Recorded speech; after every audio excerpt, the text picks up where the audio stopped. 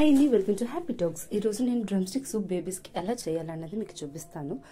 First వచ్చేసి నెయ్యి వేసుకుని ప్యాన్లో దానికి కావాల్సిన ఇంగ్రీడియంట్స్ వచ్చేసి జీలకర్ర, ఆనియన్స్, టొమాటోస్, డ్రమ్ స్టిక్స్, వెల్లుల్లి అండ్ చిల్లీ అనమాట. ఇవి మనకి కావాల్సినవి. ఈ పిల్లలకి చాలా మంచిది, చాలా హెల్త్ బెనిఫిట్స్ కూడా ఉన్నాయి.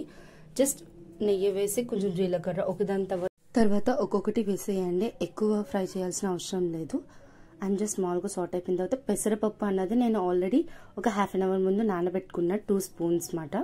సో అది కూడా వేసేయండి. కొంచెం పసుపు అయితే వేస్తున్నా, సాల్ట్ అయితే వేయట్లేదు, మా పాపకి నేను ఇంకా ఇంట్రొడ్యూస్ చేయలేదు. సో కొంచెం వాటర్ అయితే వేసేసి విజిల్ పెట్టేసి 2 to 3 విజిల్స్ అయితే రానివ్వండి. అవి మంచిగా కుక్ అయిపోతుంది. మంచిగా కుక్ అయినప్పుడు ఇలా మ్యాషర్తో అయితే మ్యాష్ చేసేయండి. నేనైతే ఏం చేస్తానంటే మెత్తగా మ్యాషర్తో మ్యాష్ చేసేసి కొంచెం కొంచెం అవి అడ్డు వచ్చినా సరే తను తినేస్తుంది, ఏమీ ఇబ్బంది పెట్టదు. సో స్ట్రైనర్తో జస్ట్ ఆ డ్రమ్ స్టిక్ అవి ఉంటాయి కదా ములక్కాడలు, వాటి మట్టికి స్ట్రైన్ చేసేస్తున్నాను ఇలా స్ట్రైనర్లో. ఇలా సూప్ కింద అయితే రెడీ అయిపోతుంది. ఇలా పెట్టేసినా ఇలా పెట్టేయచ్చు, లేదు అంటే రైస్లో అయితే కలిపి పెట్టండి.